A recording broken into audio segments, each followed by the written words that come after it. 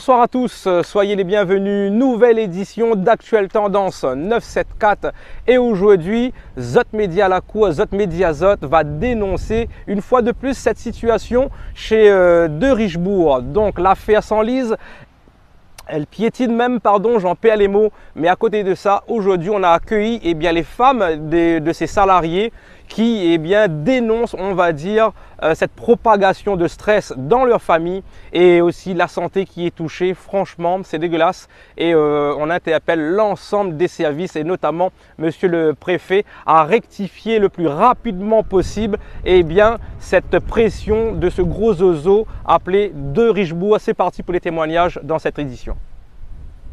Oui. Bonjour. Oui, bonjour. C'est la femme de monsieur Mayen, Jean-Daniel. Et sa fille de monsieur Mayen aussi, Mirella.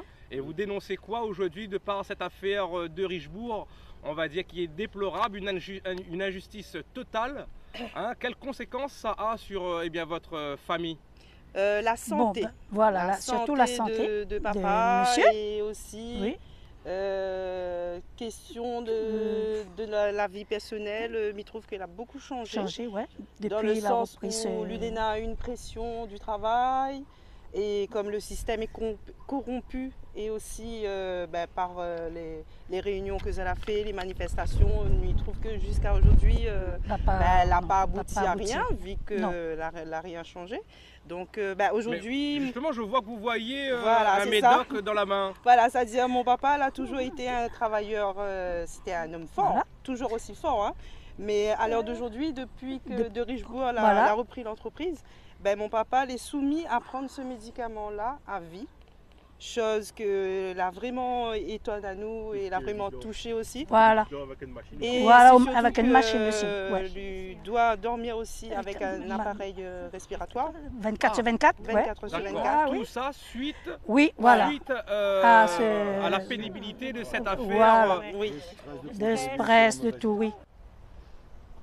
Alors bonjour, moi c'est Maryse. Mon mari travaille à De Richebourg depuis février 2001, depuis que De Richebourg s'est installé sur le site de Saint-Joseph.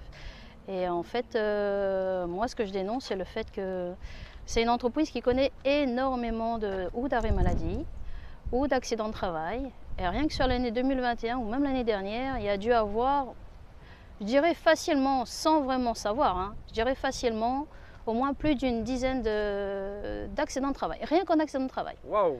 Ah oui, il y en a énormément. Il ne faut pas s'étonner vu l'état des camions. Donc voilà, donc c'est énorme. Et surtout, c'est une entreprise qui a beaucoup de personnel qui est reconnu travailleur handicapé. Ah. Et les conditions de travail ne sont pas bonnes non plus. Ils ne sont pas respectés, le protocole par rapport...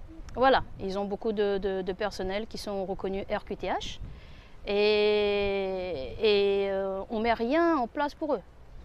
Voilà. D'accord. Et puis ils le savent. Ils ne peuvent pas dire qu'ils ne le savent pas. Ils savent qu'ils ont du personnel qui est handicapé, qui est reconnu RQTH. Tout à fait. Donc voilà. toutes les informations, on va le prendre au conditionnel. Et justement, on va convier ce directeur, ce fameux directeur, ou voire même le directeur De Richebourg en question, a un droit de parole si pour eux tout ce qui est dit aujourd'hui dans notre reportage n'est pas bonne. Que la pression et tout le reste, là c'est travailler pour tuer, c'est pas travailler pour vivre. Hein. Le système est corrompu et vraiment il faut vraiment changer tout ça et j'espère que va changer les choses, mais bon. Mais pour l'instant, on n'a rien changé. Voilà. Mais il faut surtout que les pas trop tard. Voilà. Et madame alors, donc proche, la fille proche du papa, mais madame proche aussi de son mari. Oui. Donc, à haut niveau, comme dit Créole, comment on ressent un petit peu les affaires? Bon, à vrai dire, monsieur, depuis qu'il est dans cette entreprise, voilà, il vit sous pression, il est stressé. Fatigué il est beaucoup fatigué, hein, il est fou là, il dort beaucoup surtout avec cette machine qu'on vous dit là. Voilà, et c'est dangereux hein, pour lui. Hein. Il peut gagner à tout moment le sommeil en conduisant, hein. Il peut tuer quelqu'un. Voilà. Et quand il part travailler le matin, on ne connaît même pas s'il va rentrer sa case le midi. Est-ce qu'il va rentrer? Lui part travailler pour sa famille, pour nourrir sa famille. Voilà.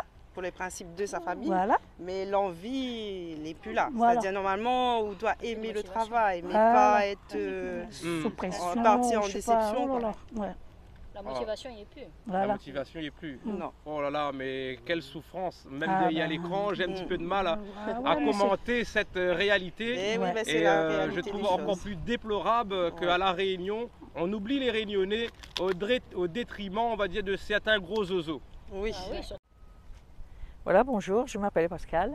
Je suis de la belle-sœur de M. Daniel Mayen. Ça fait longtemps que je connais.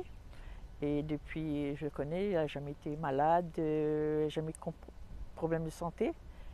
Et ils ne sont pas à l'écoute quand ils ont des problèmes de travail, dans le travail, ils ne sont pas à l'écoute. Voilà. Tout à fait. Donc on revient un petit peu sur cette problématique de Richebourg. Oui. Ok. Et Mais qui ne s'arrange pas parce que Ouais, là qui nous sommes s'arrange sur un site et il vous, ne en s'est tant- jamais arrangé, il ne s'est jamais amélioré depuis Ok. qu'ils font leurs réunions. Et par la suite alors, madame? Ben, par la suite, je dirais, ben, en tant que femme de chauffeur, comme toutes les dames qui ont parlé avant moi, je veux dire, ben, c'est le même souci. C'est que nos maris partent travailler le matin et puis, ben, comme les camions sont en mauvais état, on a toujours peur d'avoir un coup de fil de l'hôpital ou des urgences qui nous disent ben, notre mari, il est en mauvais état. Notre mari, il est accidenté et voilà, c'est ça. C'est ce coup de fil-là qui peut arriver n'importe quand dans la journée en nous disant, bah voilà, je veux dire, c'est un travail comme un autre. Je veux dire, et nos maris ne sont pas parachutistes, ils ne sont pas cascadeurs, C'est ça. ils sont chauffeurs. Quand on est chauffeur poids lourd, on n'est pas cascadeur. Tout à fait, mais je vois, on va dire, l'impact dépasse le cadre du travail, Oui. vient s'installer dans le cadre familial et que là, l'ensemble de la famille est quand même touché par Oui, cette voilà. forme, on va dire, pour moi, d'esclavage, de chantage, de pression. Et là où on pointe du doigt aussi, c'est que les services sur le département eh bien, ne bougent pas plus que ça. Et non, non. Et ils sont informés de la Ouais. situation. Ils sont Tout le monde informés. est informé. On ne peut pas dire qu'ils ne sont pas informés, tout le monde est informé. Concernant la sécurité, Voilà. on essaie de faire le nécessaire. Donc, Voilà. de notre côté, on fait. Mhm. Au contraire, aujourd'hui, on remercie les femmes qui sont là, qui sont présentes pour défendre aussi la situation des couples. Par rapport à tout ce qui se passe ici, on ramène chez nous. On ne veut pas, mais c'est impossible. Mhm. Par rapport le contexte, on ne peut pas dire qu'on ne peut pas ramener des On problèmes va- du travail chez nous. Eh ben, on va prendre la décision. Si le préfet ne vient pas à nous, c'est nous qui allons venir à lui. Hein, avec toute la famille, hein, camarades et tout ce qui sont ensuite. Nous allons rendre une petite visite là-haut. Et sorti de là, on va inviter aussi d'autres médias. Et sorti de là, il faudra qu'il choisisse 2 options. Et ces options, il va le découvrir quand on sera sur place. Eh ben, merci encore pour tout, messieurs, dames. Merci à vous. Il n'y a pas de souci. Média la colle est là, donc il y a même. Bien sûr, il faut. Heureusement, on a tout ça. Hein. Tiens, bon, nous l'a pas. Oui.